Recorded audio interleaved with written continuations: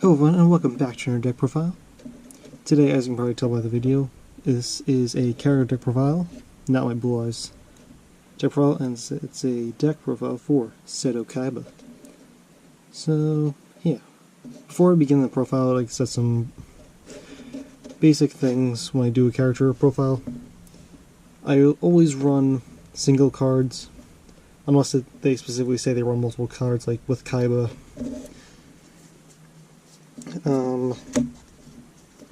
Like how with Kaiba it's 3 Blue Eyes White Dragons, you know he runs 3, so for a character deck you have to basically run 3 of them, otherwise, yeah.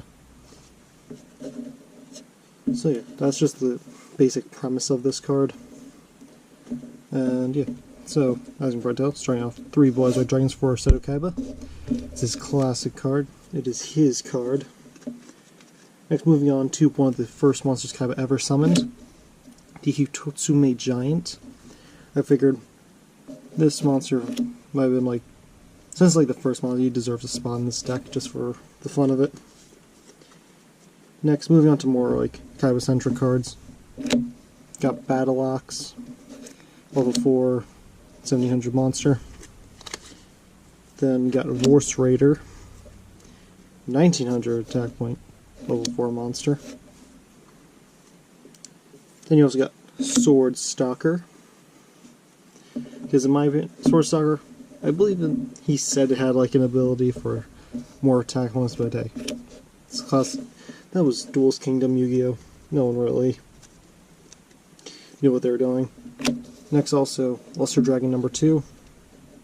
Because Kaiba, you gotta have your dragons. Since you gotta have your dragons, also a Hyozan Ryu. I don't remember when Kaiba used this card, but he did. So yeah. Next up, since it's Kaiba, gotta run the XYZ machine monsters. X Head Cannon, Y Dragon Head, Z Metal Tank. Just for the classic Kaiba plays. I almost said classic. Yeah, so those 3 monsters, classic plays. Then also you have La Jinn, the mystical genie of the lamp, and as it goes with La Jinn, it needs its ancient lamp. Now, in Duel Monsters, ancient lamp was like a magic card, was a spell card at the same time. Like, it was so many different things. That was just funny. So yeah. Ancient Lamp and La Jinn. That's mainly does it for the normal monsters. Now moving on to like more of the effect monsters. The Different Dimension Dragon.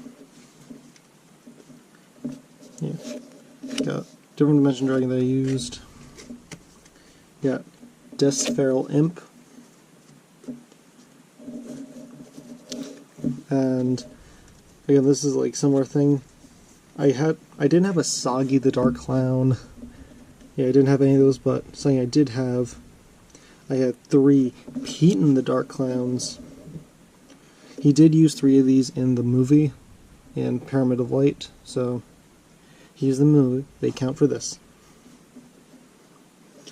And it's pretty much a combination of, in my opinion, Giant, Germ, and Soggy. The only difference is, you have to banish this card. Yeah.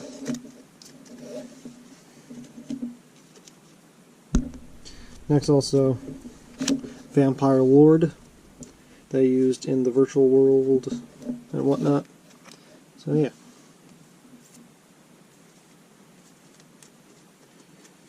He also, in Duel's Kingdom, gotta use the Blade Knight. And that's not the only knight, because there's also Familiar Knight. Yeah. Familiar Knight, and of course, you all know it wouldn't be a Kaiba deck without the Lord of Dragons. With that Flute of Summoning Dragon combo with it. It's a classic Kaiba just to bring out. One of the last monsters is also the Kaiser Glider. Yeah, Kaiser Glider.